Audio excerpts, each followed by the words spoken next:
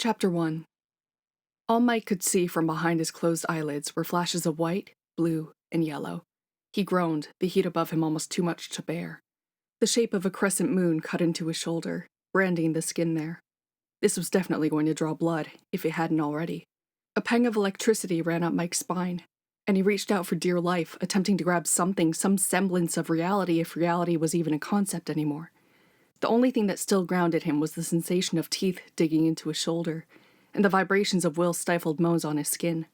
Mike's hands gripped the sheets below him, and he bit his lip, trying his best to hold in his scream. "Fuck," Mike moaned, feeling himself tremble below Will, who continued to move until the very last millisecond of the third most powerful orgasm Mike had ever experienced. They both came down from their high together, muscles contracting, extremely out of breath, unbelievably sweaty, and so in love. When Mike's soul returned to his body, he opened his eyes to look up at Will, who stared back at him with blown pupils and flushed cheeks. Will pulled out slowly, the worst part in Mike's opinion, and pulled the condom off, tossing it haphazardly across the room in the general direction of the garbage. With any other guy, Mike would have found that absolutely disgusting. But when Will did it, oh lord, Mike could get turned on all over again by the most asinine, insane things like fucking flying condoms. Call him crazy, and he'd take it as a compliment. "I'm gonna miss you while I'm gone," Mike confessed as Will settled next to him, resting his head on Mike's chest. They simultaneously exhaled, and Will tilted his head up to meet Mike's eyes, his own still gleaming with remnants of lust. "Me too. But listen, you've got to go." I know, Mike muttered, turning in place to nestle his face in Will's fluffy hair, breathing in the scent of his boyfriend's scalp and wishing he could make a candle out of it. Their legs tangled together between the navy sheets of their bed, and Mike ran his hand, the one that wasn't trapped below Will's body, over the hills and valleys of Will's beautiful muscled arm. "But I just got you back." "And you'll still have me," Will began, smirk forming as he added, "and these guns," causing Mike to cackle loudly into Will's neck, laying a few extra kisses there for good measure. "When you come back. But first, rehab, yeah." Will pushed himself up into a sitting position on the bed, grabbing a tissue from the nightstand and wiping Mike's cum off his torso before standing up. He stretched down to his right side, then to his left, and Mike watched in awe as Will's back muscles flexed, eyes trailing down to his perfectly sculpted ass. Will returned to an upright position, glanced over at Mike, fucking winked, and walked out of their bedroom. Nope. He did not get to fucking wink like that and just leave. Mike scrambled to his feet and sneakily trailed behind Will down the hallway, hiding around the corner to watch Will grab a glass and turn on the faucet. Will raised the glass to his lips, and Mike watched as Will's Adam's apple moved up and down as he drank the water for a solid 15 seconds. Will was clearly parched after exerting so much energy. Mike was a fucking animal, what could he say? As Will lowered his glass beneath the faucet again, Mike crept across the floor and prepared to attack with a mischievous glint in his eyes. The loudness of the running water against the metal of the sink covered up any sounds Mike made as he tiptoed across the kitchen tile, sucked in a silent breath, and roughly wrapped his arms around Will's waist from behind, causing him to choke on his water. "Ah, Michael!" Will shrieked, slamming the half-empty glass onto the counter. Mike turned Will around in his grip and pushed him against the counter, kissing him sweetly. He could feel Will smile against his lips. "I love you," Mike told him. "I love you too, asshole," Will chuckled, his hand settling on Mike's hips as if it were second nature. Mike wiggled his eyebrows. "You love my asshole." Will shook his head in disbelief at Mike's crudeness, something he was still getting used to. He shoved his face into Mike's bare chest, his nose bending to the side at the force. "Jesus Christ." "Pretty sure Jesus isn't here right now," Mike retorted without missing a beat. "Fuck off." "Fuck me." Will pulled back then, his eyebrows furrowing in confusion. "I just did." "And?" "And what?" "And this is probably the last day you're gonna get to until I'm out." Mike couldn't finish his sentence due to the fact that he was being picked up and thrown over Will's shoulders like a rag doll. He slapped Will's ass with all the strength he had, but no luck. "What the hell? Put me down!" "No can do, my love," Will said, smacking Mike's ass right back as he carried them back to their bedroom. "Like you said, you're here now. Gotta take advantage." "Oh, my hero." Mike feigned a swoon, but felt himself die a little bit at the thought of being separated from Will again. He wasn't sure if he'd make it through the month. Will kept him alive. Will let him down onto the mattress gently, but that didn't last long as he was immediately licking into Mike's mouth and pulling his hair so hard Mike thought he'd be bald by age 30. He kissed back just as hard, gasping when Will flipped him around so he was on his hands and knees. He couldn't even find the time to ask Will what he was doing before he felt hands spreading his cheeks, and he was done for. Mike's loud moans filled the room, their impending time apart left to be dealt with later. For the first time in months, Will didn't dream. His dreams were often vivid, comprised of mostly flashbacks of the Upside Down or some gory nightmare sequence chronicling Mike's downfall into alcoholic despair. But when Will woke up the next morning, it wasn't because he was startled awake, forced to catch his breath. He woke up easily, eyes fluttering open like one would hastily skim through pages in a book, holding their thumb down and letting the paper flip from one cover to another. He looked down slightly to see Mike's face nestled into his shoulder, and he let out a quiet sigh as he watched the morning sunlight travel through the curtains of their bedroom and seep into his skin. Will stayed still for a moment, savoring the rare serenity. He knew what lied ahead. Today was rehab day, TM. In a few short hours, Mike would be picked up by Will's parents and driven to spend 3 months in an outpatient program. Will had been dreading this moment since it had been established, but the decision for Mike to go away had not been made lightly. Mike stirred slightly, letting out a soft groan but didn't wake. Will turned his head to study his face, so peaceful in sleep. It was hard to reconcile this version of Mike, the vulnerable, quiet boy nestled against him, with the version of him who had stumbled home a few weeks ago, reeking of booze and stumbling through the house. Will closed his eyes briefly, the memory vivid even now. Mike had come home and briskly walked through the house, locking himself in the bathroom. When Mike finally emerged, nearly an hour later, he couldn't walk in a straight line. Will poked his head in the door to observe the scene. He'd chugged an entire bottle of whiskey, which laid on its side in the sink, and emptied his guts into the bathtub. Some had even hit the walls, amber flecks decorating the white tile like one of Ivy's splatter paint projects. Will had cleaned everything in silence, his hands trembling as he worked. When he was done, he sat on the living room floor and called Hopper, his voice barely steady enough to explain what had happened. Hopper hadn't judged, hadn't lectured. He'd only listened and explained that Mike wasn't Mike anymore. It wasn't hopeless, Hopper assured him, though Will couldn't help but feel that way deep down. Still, it was clear that love and support alone wouldn't be enough to bring back the Mike he once knew. As much as Will hated to admit it, Hopper was right.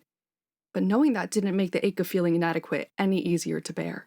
Now, with Mike still dozing against him, Will felt a pang of fear twist in his chest. What if rehab didn't work? What if Mike came back worse or angry at him for pushing him into it? Will exhaled shakily and gently ran his fingers through Mike's hair. Mike groaned again, opening his eyes slowly. "Morning," he mumbled, his voice hoarse. "Morning," Will replied. He tried to smile, but it felt fragile. Before he could say anything else, Mike rolled away from him, clutching his stomach. "Mike?" Will sat up, concern flashing across his face. "I'm fine," Mike muttered. "Just—" He trailed off, suddenly lurching out of bed and jogging to the door. Will followed, already bracing himself for what was coming. By the time he reached the bathroom, Mike was on his knees, retching into the toilet. Will knelt beside him, gently pulling his hair back and rubbing his shoulder in slow, reassuring circles. When Mike finally stopped, he sagged against the side of the tub, his face pale and drawn. He wiped his mouth with the back of his hand and avoided Will's gaze. "This is so pathetic," he said. 3 days. I make it 3 days, and I'm already falling apart." Will shook his head. "It's not pathetic. It's your body detoxing. That's normal." Mike laughed bitterly. "Normal, right? Totally normal for me to fuck up my body so badly I can't even quit without puking my guts out." "Mike," Will said, his hand still on Mike's shoulder. "You're doing this.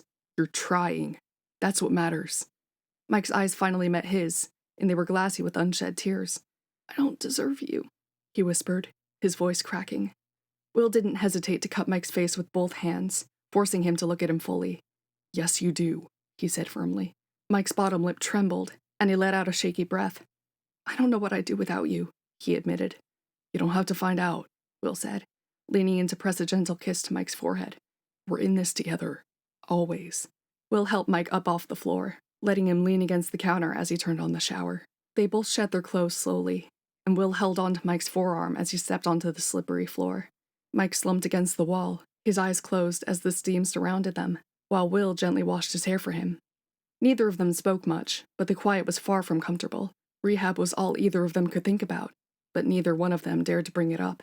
When they stepped out and dried off, the air between them still felt thick. They got ready together, standing side by side in front of the mirror. Mike brushed his teeth, his movements slow and deliberate, while Will carefully dragged a razor across his jawline. The hum of the bathroom fan filled the space, but it didn't drown out the thoughts racing in Will's head. He glanced at Mike's reflection, noticing how he stared blankly at the faucet, his toothbrush hovering in midair. "Is it bad that I want to keep you here all to myself?" Will finally broke the silence, his voice soft but tinged with hesitation. Mike lowered his toothbrush and looked at Will through the mirror, his expression unreadable. "No, I want that just as much as you do," he said. "But I don't want you to see me like this anymore, Will." It's embarrassing. It's gross. I want to be a version of myself that you'd be proud to call your boyfriend. Will turned to him, setting down the razor. Mike, I'm already proud, he said. You're doing the hardest thing anyone could do. You're trying. That's what matters. Mike's gaze flickered down, his grip tightening on the sink. 3 months from now, Will continued, stepping closer, you'll be on the right track to recovery. Then you're going to come back home to me, and everything will be okay. Mike let out a shaky breath, his hand brushing against Will's on the edge of the counter. I know, he whispered. I love you. I love you more, Will replied without hesitation, squeezing Mike's hand. Mike shook his head, managing a faint, crooked smile. Not possible. Will leaned in, pressing a kiss to Mike's temple. We'll see about that, he chuckled, his lips lingering for a moment before pulling back. As of now, there was no promise of perfection, no solution to their suffering, but if resilience and determination were people, they would be Mike and Will. Mike paced by the front window, hoodie pockets tugged inside out from the weight of his restless hands. The rain had let up an hour ago, leaving damp streaks across the driveway where Hopper's truck was due any minute. Will stood against the wall, arms folded, watching the subtle lines of tension form in Mike's brow. You don't have to look so guilty, Will ventured, voice calm but tinged with something close to sadness. They're not taking you to maximum security, you know. Mike glanced over, a humorless huff escaping him. Might as well be.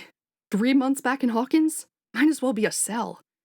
Will tried for a smile, pushing off the wall. It's just a little while. You'll get back on your feet. Mike's shoulders sagged, a reluctant admission in his posture. I know, he muttered, gaze sliding toward the window again. The sound of an engine turning in cut through the hush. Headlights swept the living room curtains, and Mike stiffened. Hopper struck. Will slipped closer, resting a hand against Mike's chest. You'll be okay, Will said, voice quiet. Mike looked at him with a glance that spoke volumes about how not okay he felt. A knock rapped against the door. Will squeezed Mike's hand one last time before pulling it free to answer. Outside stood Hopper, built like a fortress in his battered jacket, and Joyce, eyes etched with worry but a faint determination beneath. Ready, kid? Hopper asked, shifting to let Mike see the open passenger door. The truck idled behind them, engine rumbling low. Mike hesitated, glancing back at Will as though searching for one last reason to stay put. Will took a step forward, placing his palm against Mike's cheek. Mike inhaled sharply, mouth twisting in an unspoken apology. You'll call? He asked, a tremor running through his voice. Every day, if you can? Every day, Will promised, forcing a brightness he didn't feel. He watched Mike's eyes flick over him in a frantic memorization, as if Will might vanish the moment he left. Mike swallowed. The tension in his chest was almost visible, wound up tight beneath his hoodie. Abruptly, he leaned in, capturing Will's lips in a kiss that felt more desperate than affectionate, arms coiling around Will's waist. It was an imprint of all the regret and fear he wouldn't name out loud. Will responded, tangling his fingers in Mike's hair, pulling him closer until the air around them felt charged with what they were about to lose. A gruff noise from the doorway made them break apart. Hopper was crossing his arms, eyes narrowing.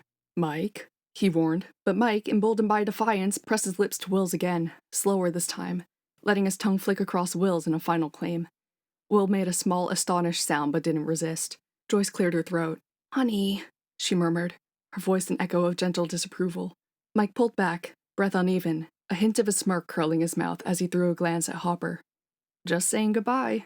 Inside, now, Hopper glowered, pointing toward the truck. Mike inclined his head, but not before resting his forehead against Will's, arms lingering around him. I'll miss you, he whispered, voice raw, as though he was forcing himself to step off a ledge. Will tried not to let tears slip. Same, he whispered back, sliding a final hand along Mike's cheek. Be good. Or at least try. Mike huffed a half-laugh that held no real amusement. No promises, he muttered, something like grim resolve setting over him. Then he let go and trudged out the door, backpack slung over a shoulder, toss of a final glance at Will. The ride to the Byers Hopper house felt longer than it was, the drone of the truck's engine and the soft squeak of windshield wipers the only breaks in silence. Mike stared at his hands, though there were no nails left to pick at, just the steady dread of starting over. They arrived to find the porch light glowing against a washed-out sky. Joyce hopped out first, coat swirling around her ankles, meeting Mike on his side of the truck. You're home, she said, voice a quiet blend of reassurance and sorrow. Thanks, Miss Byers, Mike mumbled. He hefted his duffel bag, stepping down from the passenger seat onto the gravel. Joyce reached out before he could straighten, pulling him into an embrace that smelled of her sweater and light soap. He froze at first, arms pinned awkwardly, but she refused to release him until he let out a halting breath. "We'll get through this," she promised, her words a low murmur by his ear. "One day at a time." Mike nodded, swallowing the lump in his throat. He looked over her shoulder at Hopper, who leaned against the truck, brow furrowed. Their eyes met, and Hopper gave a curt nod of approval, as if granting permission for Mike to feel whatever was churning inside. "Come on," Joyce said, stepping back. "Let's go in. You can put your bag in Will's old room. It's all yours." The house felt oddly the same, from the old photos on the walls to the faint hum of the battered fridge. Mike's chest clenched with memories. Lazy summer afternoons rolling dice with Will, miscellaneous sounds of the TV in the background, the scuff of worn floors. But the difference now was glaring. This wasn't a holiday or a casual visit. He'd been brought here to detox, to rebuild, to figure out why he couldn't stop hurting himself, and by extension everyone else. Joyce gestured to the couch, a threadbare blanket draped over one arm. "Sit," she said gently, perching on the coffee table in front of him. "We can talk about the plan." Mike sank into the couch, bag at his feet, heart pounding harder than he cared to admit. Hopper trudged in, lowering himself into an armchair with a sigh. "Here's how it is," Hopper began, voice heavy with an authority that left no room for argument. "You're staying here for 3 months. It's not official rehab, it's outpatient. But you'll be sober, you'll help around the house, and you'll keep appointments with a counselor at a center. No disappearing, no excuses." He paused, letting the words settle. "Understood?" Mike nodded, mouth dry. "Yeah," he managed. Joyce placed a hand lightly on his knee. "We aren't judging you," she said, eyes glistening with compassion. "We just want to help you get your life back."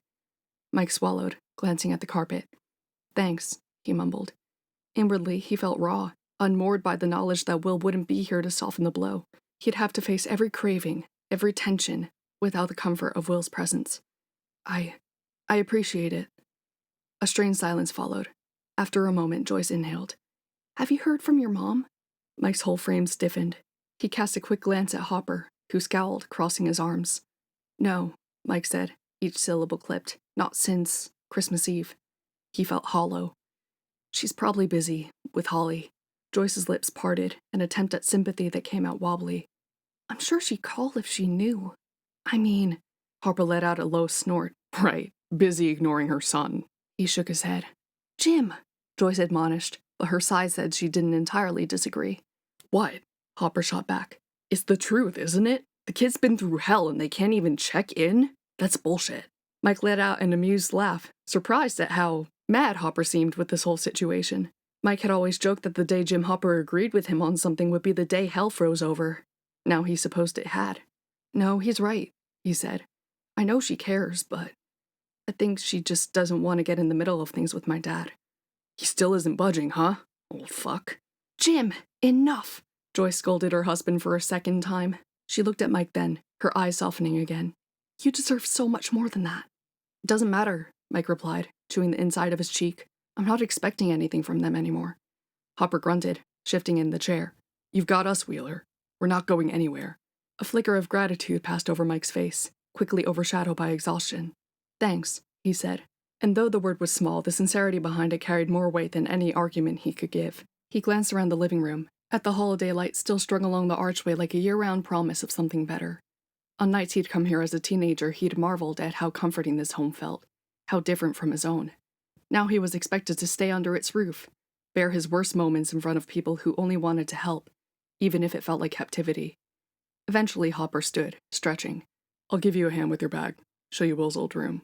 Mike followed him down the short hallway. Each step brought a rush of memories, like the ghost of Will laughing at him across a board game, or Hopper shouting half-teasing lectures about leaving the door open 3 inches. He and Will hadn't even been together back then. The recollection clashed with the knowledge that Will was miles away, carrying on without Mike by his side. He tried to steady himself with the thought that it was temporary, just a few months. As Hopper set the duffel on the small bed, he cleared his throat. "You can fix this," he said. "Or try to, anyway." Mike nodded, tears threatening to surface. I know." He rubbed his arms, feeling the chill that lingered even in the warmth of the house. "Thank you," he said softly. Hopper paused, eyes flicking over Mike's, Will's, hoodie, then shrugged. "You're welcome, kid," he said, stepping aside, giving Mike a moment alone. Mike stood in the middle of the tiny room, letting out a breath he hadn't realized he'd been holding. He was here, in Will's childhood space, about to wrestle his demons without Will around to anchor him daily. The floor creaked beneath his feet, and he told himself that it was just for a few months, just enough time to figure out who he was without the crutches he'd leaned on for too long. From the other side of the house, he heard Joyce call his name, probably offering dinner or some awkward attempt at conversation. He closed his eyes, trying to summon the memory of Will's last kiss, the taste of goodbye still fresh on his lips, the promise that he'd call every day. A small pang of hope flickered, keeping him upright. Then he opened the door and walked back toward the living room, swallowing the fear that gnawed at him.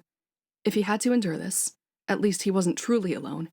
He had Hopper and Joyce, in their flawed yet steadfast way, and somewhere out there, Will waiting on the other end of the phone. Mike had been gone for an hour, off to rehab, off to some fragile chance of saving himself from the shadows he had battled alone for too long. The house felt horribly quiet now, an oppressive quiet broken only by the drip of water in the kitchen sink and the low rumble of distant traffic. Will pressed a fist to his temple, trying not to imagine what the next 3 months might hold. Then the phone rang, slicing through the stillness. He inhaled sharply and lifted the receiver, old plastic creaking in his grip. "Will Byers," he said, voice sounding oddly small in his own ears. A crackle, then a beat of silence. "Hey," came a voice, awkwardly subdued. It's Wyatt." Will felt his shoulders tense. The last person he expected or particularly wanted to hear from right now was Wyatt. All the same, relief and unease flooded him. "Oh, hey," he managed. "Mike left an hour ago." He wasn't sure what else to say, or how to fill the emptiness that had settled over everything. He hated talking to Wyatt without Mike in the middle, like someone had yanked away the buffer they had both relied on. Wyatt's sigh came over the line. "I know, I wasn't calling for him. I actually wanted to talk to you." Will's grip tightened on the phone cord, nerves prickling. "You did?" He tugged absently at the hem of his sweater. The living room seemed to close in on him, each bit of furniture a silent witness. "Yeah." One syllable. It made Will's pulse jump with uncertainty. "Oh." They hovered in a tense pause that felt like an echo of everything they'd never properly discussed. Will imagined Wyatt smoothing a hand through his bright red hair, trying to find words. Then Wyatt spoke again a little too quickly. So, Will echoed, just as unsure. "You're Mike's boyfriend," Wyatt said. It wasn't a question. It was a stake in the ground. Will swallowed. "And you're Mike's best friend." "We both love him," Wyatt said. "Yeah, we do," Will admitted. He rubbed a knuckle over the back of his wrist, wishing Mike could float through the door and mediate. "We've established we're in this for the long haul," Wyatt continued stiffly. "You know, for Mike." Will forced a nod, even though Wyatt couldn't see it. "Absolutely." "Should we maybe get coffee?" Wyatt asked. The question fell into the silence like a stone. Will stared at the phone, trying to decipher Wyatt's tone. Sure," he said. "I'm already up." Wyatt exhaled, the line cracking with a hint of relief. "Okay, I'm staying at a motel near downtown, so wherever you want, just name the place. Mike told me you work at some coffee shop by the art school." A flicker of pride rose in Will, hearing that Mike had been talking about him. Yet it felt overshadowed by the sheer oddness of making these plans with Wyatt. "I do, but my ex works there, so maybe that's not the best idea," he said, half laughing at the painful reality. "It's messy." Wyatt gave a soft snort. "I love messy. But okay, any suggestions that don't come with baggage?" Will pressed the receiver against his ear, thinking. "There's this place called Wake Up Call," he said slowly. "Corner of Milwaukee and Evergreen. Heard it's good." "Works for me," Wyatt replied. "See you soon." "See you." The click of the dial tone echoed, and Will replaced the receiver in its cradle. He stood in the quiet of the living room, the emptiness sharper than ever with Mike gone. A coffee date with Wyatt felt like stepping into uncharted territory. But maybe that was all right. Maybe bridging the gap with Mike's best friend, without Mike there, was exactly what needed to happen. He shrugged on a coat, checked the time, and headed out into the gray drizzle. Wind rattled the door to Wake Up Call as Will slipped inside. The place was pleasantly warmed by an overworked heater and lit by mismatched lamps. A barista hustled behind the wooden counter, pouring espresso shots, while an indie tune played softly in the background. In a corner booth, Wyatt looked up from a paperback. He lifted a hand in a tentative greeting. Will exhaled, crossing over with a cautious smile. "Hey," he said, shrugging off his coat. He eyed the title of Wyatt's book, something in small print that looked vaguely philosophical, but said nothing about it. "Hey," Wyatt echoed, throwing a leg out to knock it against the seat across from him. "Figured we should finally talk." They both ordered coffees, the whirring of the machine filling the space while they waited. When the drinks arrived, Wyatt wrapped both hands around his mug, as though gathering fortitude. Will mirrored the gesture, tapping a finger against the mug's chipped handle. "So," Will began hesitantly, "a motel, huh? All in on the authentic Chicago experience?" Wyatt's mouth quirked. Yeah, the continental breakfast is questionable, but it's cheap. He paused, then offered a wry smile. Could be worse. A small laugh escaped Will. Right. The tension in his shoulders eased, just a fraction. He took a sip of coffee, savoring the warmth. Wyatt glanced up, eyes flickering over Will's face. I just wanted to see you, without Mike around, I guess. Is that okay? Will felt a pang of both guilt and relief. I think so. Then, feeling the need to fill the silence, he added, Anyway, outside of your film obsession, what else do you do these days? Wyatt shrugged. Not much. Still finishing classes, picking up odd freelance gigs before I graduate. I have my eye on an internship, but the chances are slim. But I want to talk about you. Heard you're painting a lot. A hint of pride broke through Will's nervousness. Mostly classes, yeah. I have a piece in an upcoming show. He rubbed a palm against his jeans, recalling how Mike had boasted about it to Wyatt, no doubt. The reminder made his stomach twist. Mike was gone, and here he was, bridging this weird gap with Wyatt. They eased into conversation, volleying small talk about the city, about old movies Wyatt liked to analyze, about the unremarkable day jobs they juggled. Will felt a glimmer of genuine enjoyment as they traded quips, something reminiscent of the dynamic they'd had before everything got tangled. Eventually, though, Wyatt's gaze shifted, his demeanor quieting. So, he said, how are you holding up, with him gone? Will's heart squeezed at the mention of Mike. It's weird, he admitted, swirling the last of his coffee. The house is quieter, obviously. I miss him, but he needs this. I don't always want to be reminded. He forced a shaky breath. So, can we maybe not talk about him for a little bit? Wyatt nodded slowly. Yeah, of course. He ran a thumb along the rim of his mug, glancing at Will. I didn't think I'd ever hear you say that. That you don't want to talk about him. Will shrugged, sudden exhaustion prickling at the back of his mind. I'm allowed to take a break, right? Right, Wyatt agreed. I get it. Consider the subject dropped. Silence fell, not entirely awkward. Will drained his coffee, setting the empty mug aside, posture sinking into the booth. There was a fragile sense of empathy between them, both connected through the person they loved, both uncertain of how to move forward. Confession? Wyatt said at last. I was dreading meeting up, half convinced it would turn into a fiasco. Will let out a small laugh. Same. But it's been nice. He offered Wyatt a small smile. You're not just Mike's best friend, you know. Wyatt smiled back, a touch of relief in his expression. And you're not just Mike's boyfriend, either. You're also that weird painter who knows too much about dragons. Vessel hydras, Will corrected, a grin tugging at his lips. But yeah, thanks. They both chuckled, and Wyatt finished off his coffee, Will watching in companionable silence. After a while, Wyatt said, Hey, if you ever get sick of painting or gloom, I'll show you some truly atrocious B-movies. Could be fun. Will's grin widened. I like that. Wyatt lifted his empty mug in a mock toast. To not letting ourselves drown while Mike's away. Will raised his own mug with a wry nod. Exactly. The moment held a curious warmth, an understanding that, though they had walked a messy road to get here, they both wanted the same thing. To keep going, to stay steady for Mike's sake, and for their own, too. Will pulled on his coat, checking his watch as Wyatt left a tip on the table. They stepped outside into the damp chill, and for once, Will felt a little lighter, as though forging a fragile truce with Wyatt was another step towards something resembling wholeness. The city's bustle swept around them as they parted ways on the sidewalk, each heading off to separate corners of Chicago. The memory of Mike flickered between them, a silent anchor binding them in shared hope, that when he returned, they'd all be in a better place, a little less broken, and maybe, just maybe, strong enough to face whatever came next.